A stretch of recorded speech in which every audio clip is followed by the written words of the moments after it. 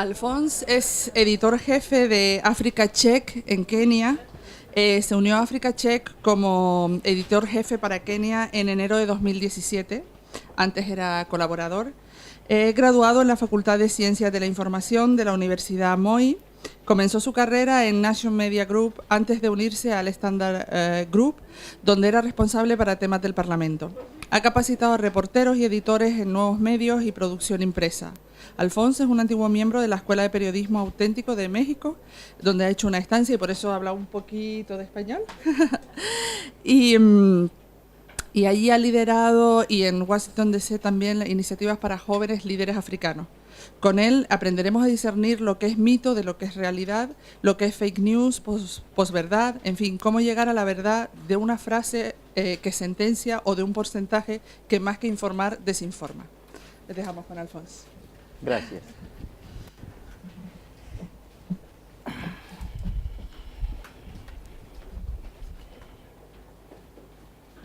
As you have been told, mi nombre es Alphonce Shiundu, soy de Kenia. Estoy muy contento estar aquí. Thank you very much. So I'm speaking here on behalf of Africa Check. So Africa Check is the organization that does fact-checking in Africa.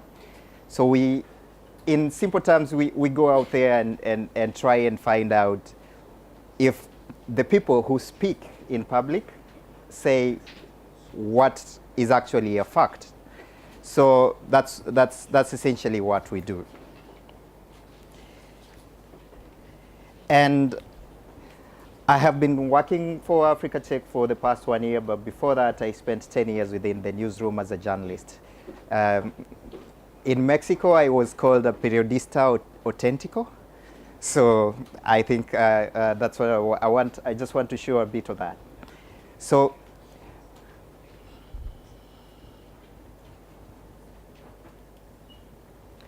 yes. So we are the leading fact checkers in the continent. We publish our work in English and French, and we are based in 4 countries: South Africa, Senegal, Nigeria, and Kenya. That's where I'm based. We don't only check information in those 4 countries. We try to check information in every country that we can, not just where we are. For example, for the people in South Africa, they check Botswana, claims made in Botswana, claims made in Namibia. Those are countries neighboring to South Africa. And for the people in Senegal, they publish in French, so they check information in Francophone Africa. And they do Côte d'Ivoire, they do Cameroon, and all the countries in which French is spoken. And Nigeria being the biggest country in West Africa, they check all the claims that are made in there. And in Kenya, I do a lot of information in East Africa. So what do you need for us to do fact-checking? With you as the people in charge of keeping information and documenting that information, I am actually very happy to be speaking to you, because in my work as a fact checker, I came to realize that I really need to have networks with people who actually curate information. So as fact checkers, the first thing we need is time. So the biggest question we get asked is, why don't journalists, as they are right now, why don't journalists do this? Why do you have to be a fact checker? This is a job for journalists. That's what they need to be doing every day. But when we speak to journalists, they usually tell us that this is,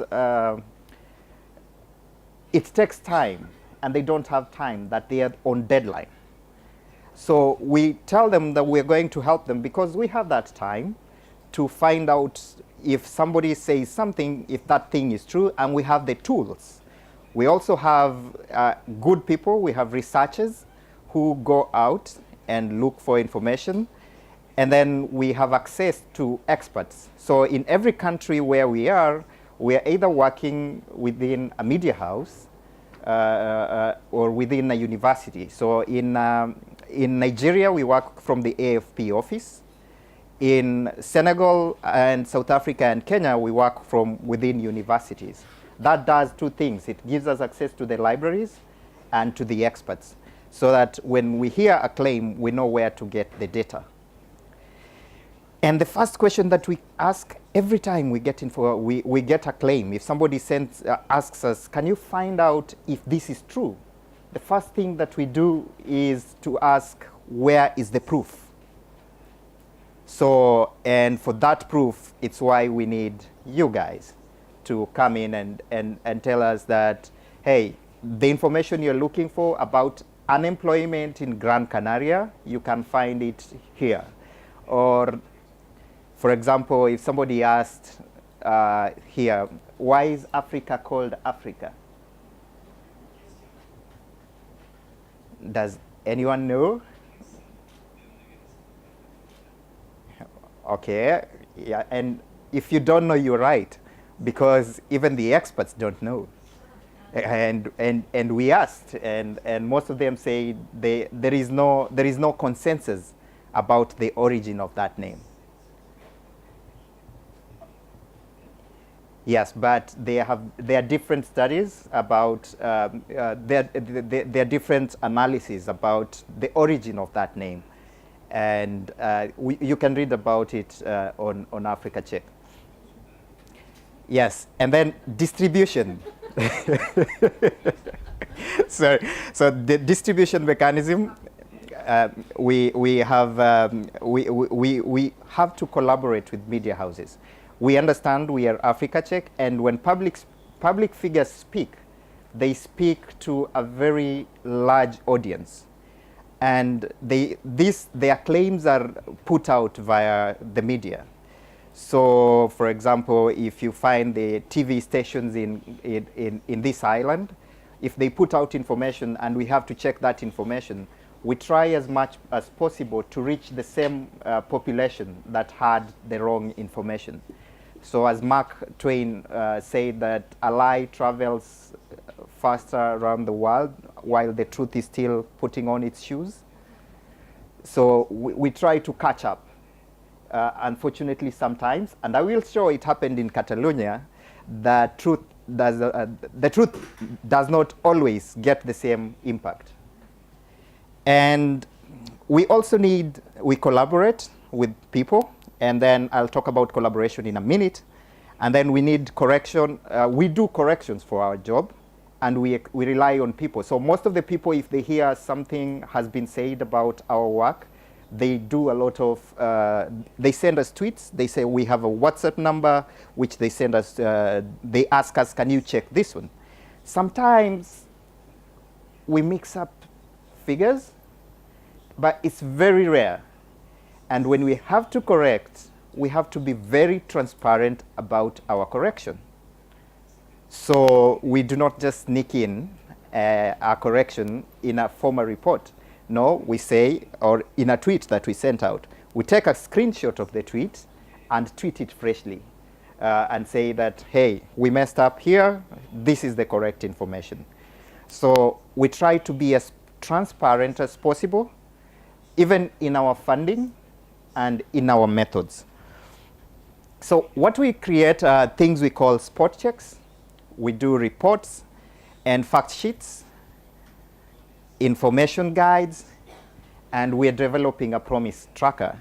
So about spot checks and reports are almost similar. They're like news reports. So if we have checked something before and somebody repeats it, the way the Times of London yesterday repeated that the literacy rates in Zimbabwe are 90%, we just reference that we tell them you are wrong and we have checked this before, here is our report. So we call that a spot check. A report is an in-depth first time check on something major. So we have a procedure on how to go about doing reports. About fact sheets, Fact sheets are, think of it as the elections were just held in Kenya, like within the last 100 days. So when the elections were approaching, we had to put together a list, a checklist of things that are happening in the election. So how many voters are in Kenya? How much will the election cost? What will happen if there is a dispute? How long will it take to settle the dispute? And how many people are vying for these positions? So it's things like that. So we put on the website, so if somebody visits, if somebody wants to know everything about elections in Kenya, they have a place they can go to and get that information right there. And we partnered with media houses to spread this information far and wide. So most people who are coming, these journalists, we call them parachute, they just come for the elections and leave. So we sort of create one house where they can just walk in and they have all that information about the elections that they are coming to cover, which is factual because we have collected it from different places.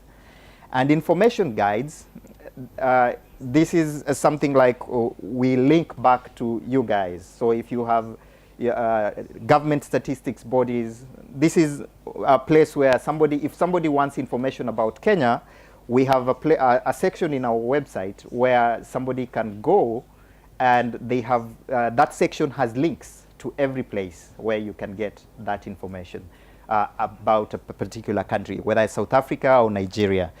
Kenya, we're still developing. About a promise tracker, we're still working on the promise tracker. So, for example, what we hope it will tell us is when a politician is vying, or when the politician will say, I will create 100 jobs in my first 100 days. And you say, okay. So you put the target, 100 jobs, and you track it. Okay, we have done 50 days. Has he created 100? No, he's created 20. Or has he created 100? Yes, he has created 120. So we are trying to develop a tool, which we are calling a promise tracker, and we are still in the fundraising stage of what we are trying to do. And you're welcome to donate when that time comes. So it's up on our website. I'll show you the website shortly. So the thing that we do, so this is our process. We try to make a process that is replicable, so that if somebody is looking at what we do, they can follow the same process and they should get to the same conclusion. So we try to be scientific about it. We don't want to have bias in the way we process our fact check, so that if somebody is reading the fact check and somebody objectively trying to follow our argument, they should come to the same conclusion. So I do my work on a fact check, and then I send it to my editors in South Africa. So they look at it and they follow the same process. If they don't come to the same answer, they ask, can you explain why you rated it this way? And this information is out there. I'll come back to that. So the question is something a statement or a fact? For example, who's the greatest football player in Spain? Is it Ronaldo or Messi? Messi, Ronaldo?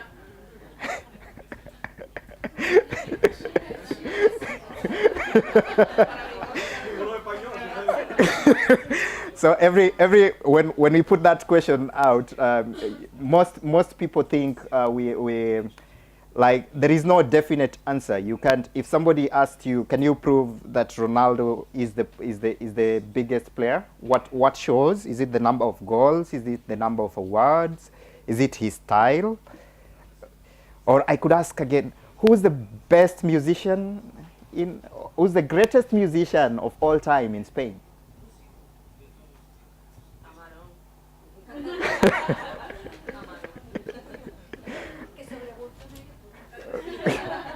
Okay, people have different. So we really can't check that. So the biggest question we ask is it relevant? Does it affect so many people? And we just ask, why should we care? Yeah, why should we care about it? Why should we care, for example, that Prime Minister Rajoy has grown the economy by 5.7% every year, for example? Why should we care? So when we answer that, yes, we should care, then that's how come we now start tracking that statement. And the third question is, do we have a body of evidence against which to check? Is there proof? So we bring that question here because there are things that happen which are supernatural. Some say it's an act of God, and we really just can't explain. We don't have evidence. It's like asking us to check if God really exists. It's a matter of faith. We don't check beliefs. So that's something we have to be very clear about. Do we have evidence to check it?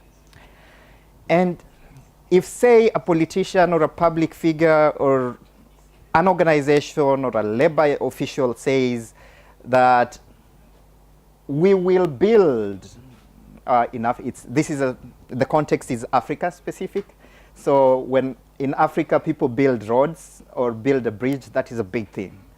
So if a politician promises that they are going to build this road, that is something like you don't fact check the future. You just we prepare things like fact sheets.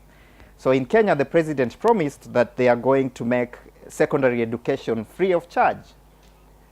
So what did Africa Check do? We looked at it and we said, okay, if you want to make the education free for secondary school students, this is how much it's going to cost you. So that's how we put it out, and we created a fact sheet on the cost of free education.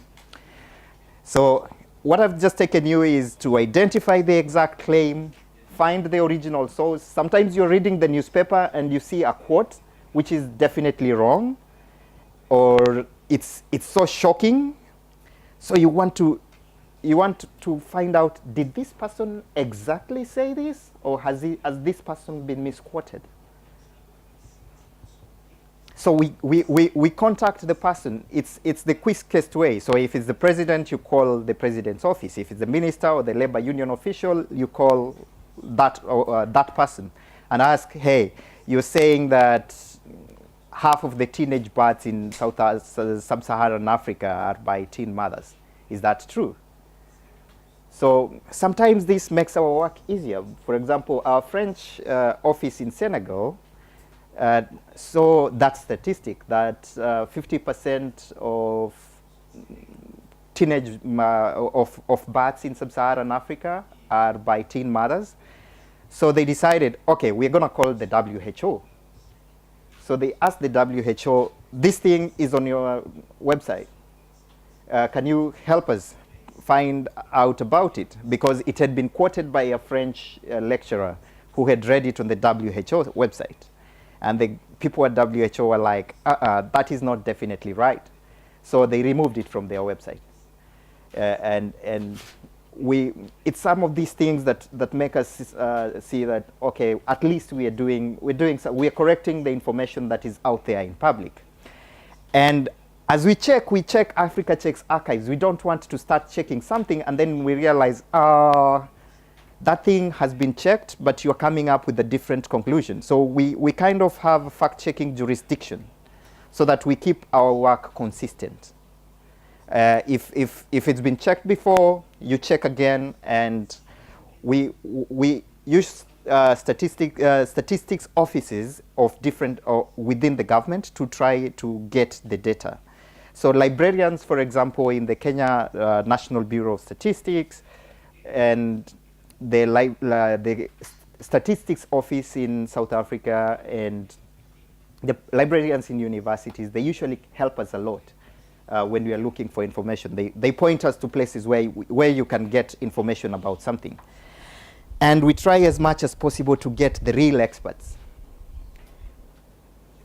not talking heads on TV. I know if there are journalists in the room, there are people who just picked. There are people who comment on everything. I don't know if you have them in Spain.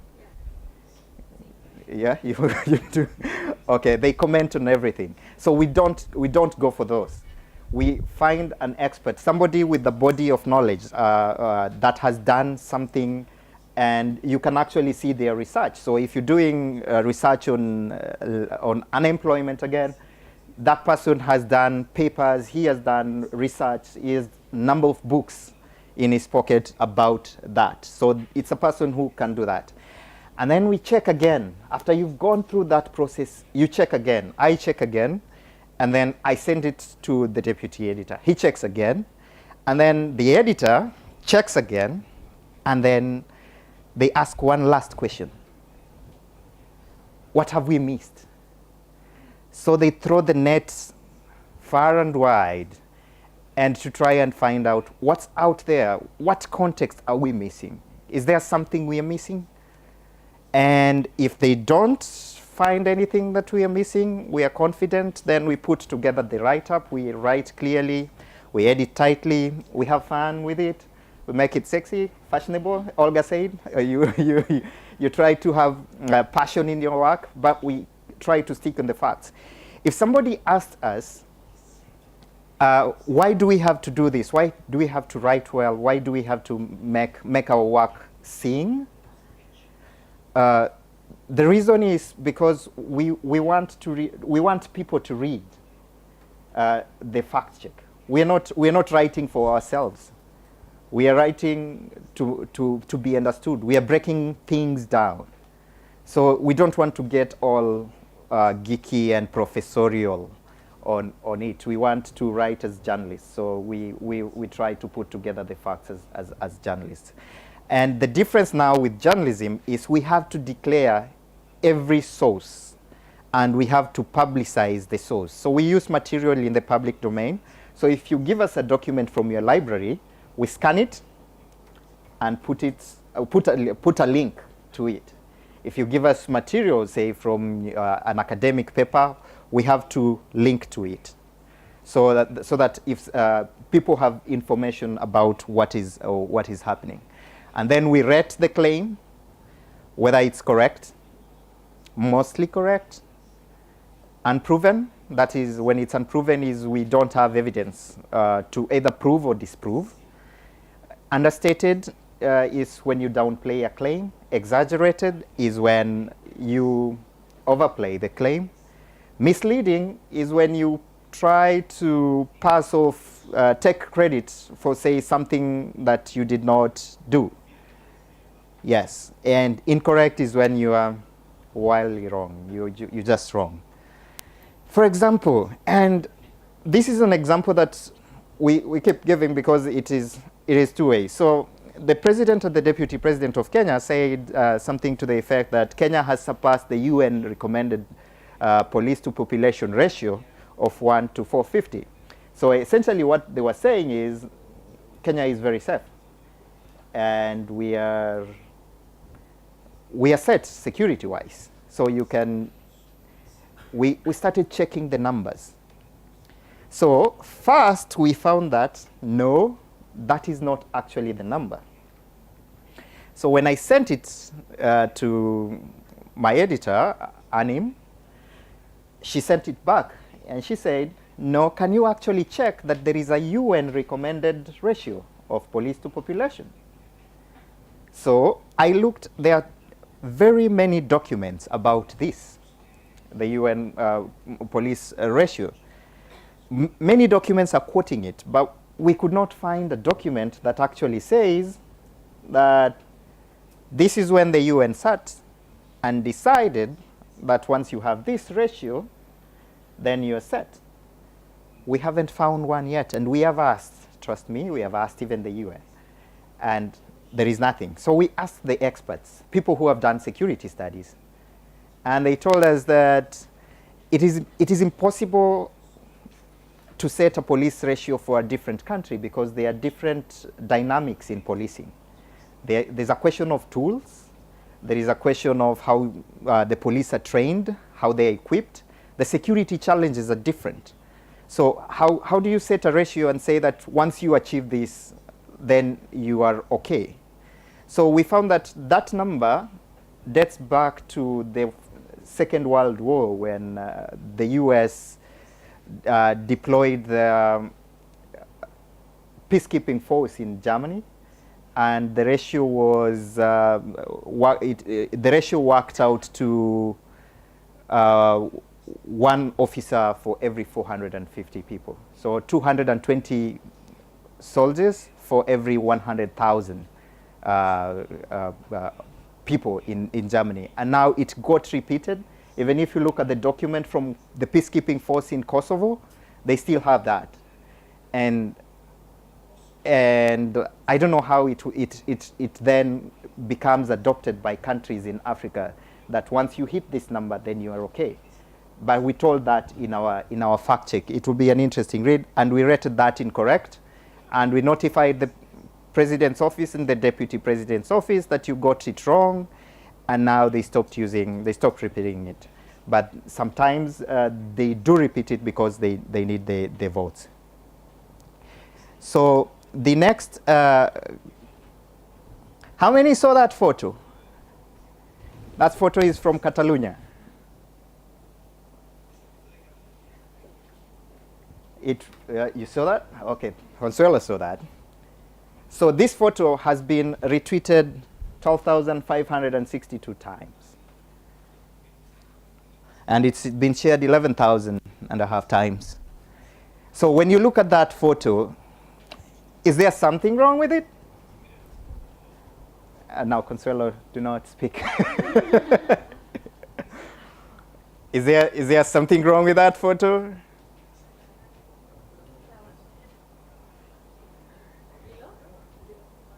No. Oh, okay, okay. So yes, that's the original photo. So what happened? So you can see the original photo was tweeted, was put on the same tweet where this thing was put out. Unfortunately, it's only been retweeted 104 times.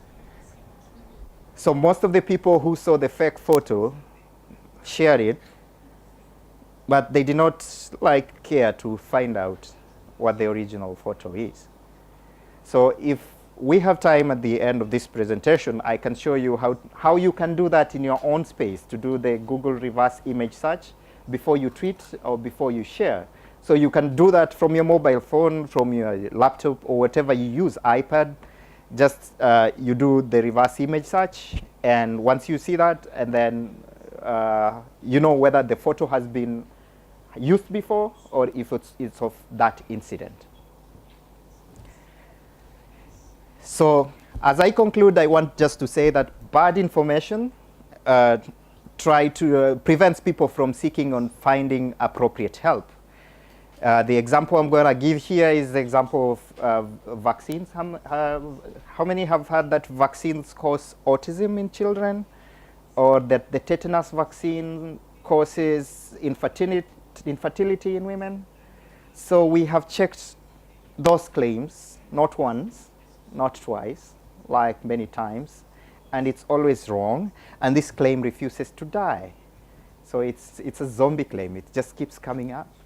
And we try to deal with that. Then there is another reason why bad information is dangerous. It's because it entrenches myths around prejudice, specifically race and tribe in Africa a lot.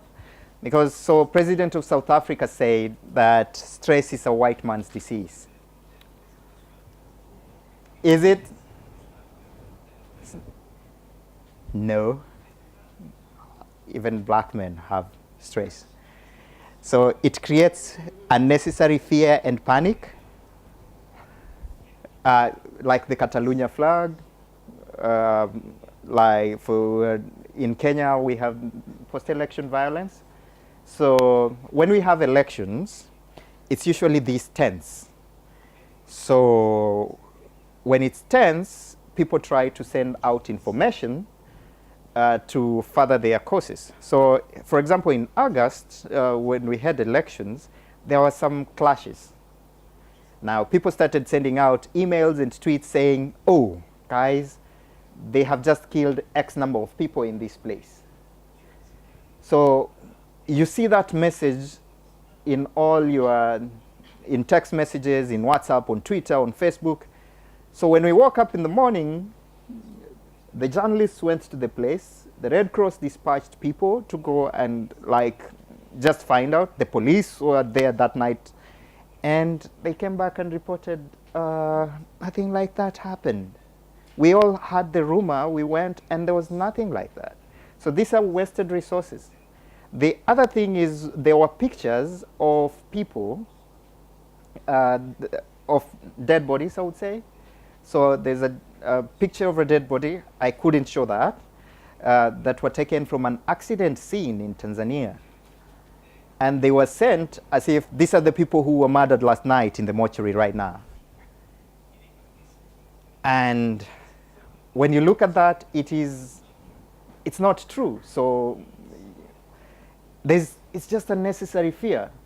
And it reached a point where somebody would actually send a video or a picture of an actual event or a body something that has just happened. And people are like, no, wait, we will have to check this. Let's wait until we were told if it's true. So the people perpetrating were always branding. Every time there is an incident, they would say, no, it is not true. So it became very difficult for people to know what is true and what is not until they would read it in the newspaper or see it on TV. But as sometimes journalists have this objectivity and balance thing where they see something and they have to talk to the government and talk to the person, and the government will always deny and say it's not possible, that is wrong. And so you can't get that information about what is true and what is not from the newspaper. So we try to get into that space. And so if the Kenyan police, Kenya has met its police objectives, then it just stops strategic responses. So the government stops investing in security, thinking everything is good. So that's one of the final things we check. So we collaborate. Remember, I talked about collaboration in the earlier slides. We have with KTN and KTN News. We used to do weekly fact checks in the lead up to elections. Every week we would get a claim from the government and from the opposition, and go out there and say, they said this, here is the evidence they said, here is the evidence about what exists about that information, and here is why they are wrong, or here is why they are right. And we would put that information out there. And then there is another initiative by the Nation Media Group, which is like the biggest media house in Eastern Central Africa. So they have the Nation Newsplex, where they do a lot of fact checking. And we recognize them by when they won the Africa Fact Checking Award last week in South Africa. They were given the Africa Fact Checking Award, the Nation Media Group. And then we have the Promise Tracker, which I spoke about, where we will be asking people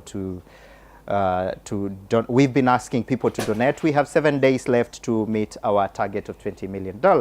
So muchas gracias, muchísimo gracias. And don't forget to, thank you very much. Okay.